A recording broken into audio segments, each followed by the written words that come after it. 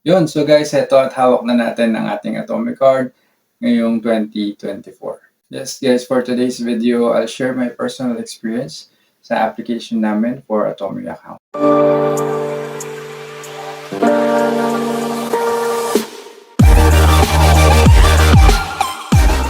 Pero ano ba si Atome?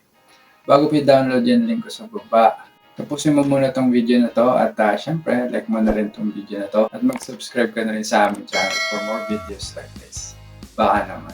So, ito ang dashboard ng Atome account namin as of today, January 28, 2024. Fresh na fresh pa yan. Approve as first-time user for 8,000 pesos. Credit limit. So, meron silang ibibigay sa yung virtual card na pwede mong gamitin for purchasing online and a physical card na pwede mong gamitin pang grocery basta gandong ka lang sa approved spending limit mo. Remember that. Put it in your mind. Meron ditong Atome Cash early bird promo up to 50,000 pesos. Pero hindi pa inactive. Mag-sign up ka lang muna dyan para siguro makasama ka sa waitlist. Maganda na sana yung sinabi mo. Okay? So, what is Atome?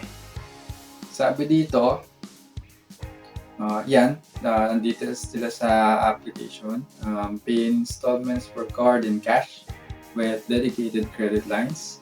Buy now, pay later, just got better. Yan. Andyan yung mga details sa screen, basahin nyo na lang. Tapos, what you love about Atome, no? So, nandito nakasulat lahat ng information na pwede nyo magustuhan sa kanila. Meron ditong stretch your budget and pay later at 0% interest for up to 40 days. Nice. Enjoy installment plans for up to 6 months. So, easy application, blah blah blah. Tapos, meron silang sinasabi dito na pay bills or shop more of what you love with up to a 200,000 pesos spending. Oh my God! Andyan yung mga details kung saan nyo sila pwede gamitin. Tapos, Atome card application eligibility. So, nandiyan yung mga details sa screen. How to apply for Atome card. Sign nyo na lang or post nyo yung video. Tapos, meron din dito total loan cost illustration. Parang sample yan. Halimbawa, 2,000 pesos yung monthly bill. Yung bill amount is 2,000 pesos. So, pwede nyo siyang bayaran in 3 months. Tapos, yung monthly interest rate is 2%, like 40 pesos. So, total payment 2,120 at 706 pesos and 67 centavos per month. So, tingin ko, goods na yun. Tapos, information about Atome Cash Loan, nandito rin. So, magkaiba yung cash loan at Atome Cards installment plans, no? So, nandiyan na yung total loan cost illustration. Check na lang din. At nandito rin yung information nila sa SEC. Yung SEC registration number, certificate of authority, kung gusto nyo i-check. So, yan si Atome. Download the app now. Nandiyan na sa baba yung link at start your journey with Atome. Okay? So, by the way, hindi po ito sponsored video. Ganun ka ba? Hindi po. So, ito yung makikita nyo once you open the app. So, pay in 3 or 6 months, pay later, anywhere. Agad at apply for free. Shop everywhere, MasterCard is accepted, online, in-store, even overseas. So, talagang enticing. Parinig ka ng parinig eh. Tapos, it works like a credit card nga kasi. Enjoy up to days of 0% interest. No interest fee when you pay your bills before due date. Tulad ng nakita natin kanina. Up to 40 days yun. No annual fees like any cards. Like credit cards ng mga banks. Meron kasi yung mga annual fee, di ba? Tapos, spending limit up to 200,000 pesos. So, it doesn't mean na wala tayo magkakaroon ng ganyang credit limit. So, depende pa rin yun sa system ni Atome.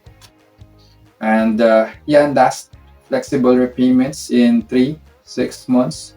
So, pwede tayong mamili ng payment plan natin after the billing date. How to apply? Ayan, naka-flash na sa screen. So, kung ready na tayo, eto na, mamimili na tayo ng gusto nating itsura ng card. So, meron ditong silver, black, at pink. In our case, pinili namin is ito, pink. So, kasi chemist talaga to. Kaya siya yung pumili nito. Kasi meron na akong credit card from Union Bank. So, shoutout sa Union Bank sa pag-approve. Salamat po. Tapos, ito, yan. Yan yung nasa likuran ng card. Nandyan yung yung card number, yung expiration date, and your security code or yung CVV. Pagtapos mo dyan, tuloy-tuloy na yan sa personal details mo up to facial recognition. Tapos meron din silang work information na may ilalagay ka rin doon. Don't worry, hindi naman sila nagre-require ng payslips or certificate of employment. Tapos character reference, don't worry na rin kasi hindi naman nila kukontakin yun. Based on my experience, hindi naman nila itatanong kung close kayo. So, kung magkalala. So, yun, once done sa pag-fill up ng application nyo, under review na yan for 3 days daw, sabi dyan. Tapos, minsan naman, it won't take 3 days. Minsan isang araw lang, kung approve or disapprove. Yun lang yung maximum time frame nila. 3 days. So, ayan, no? Disclaimer lang. I cannot assure po na ma-approve kayong lahat sa mga application nyo. Kasi they have their own criteria. Siguro, meron din sila mga tools na ginagamit pag-check na mga profile natin. Tapos, I suggest to use your card lang as needed. Tapos, bayaran nyo yung total amount, within 40 days para maiwasan yung interest. No? Ano ba pakialam mo? Suggestion lang naman yan, pero kung di naman talaga kaya, meron namang installment plan sa Atome. So, don't worry. Remember lang guys, it's not free money, it's still borrowing money. Okay?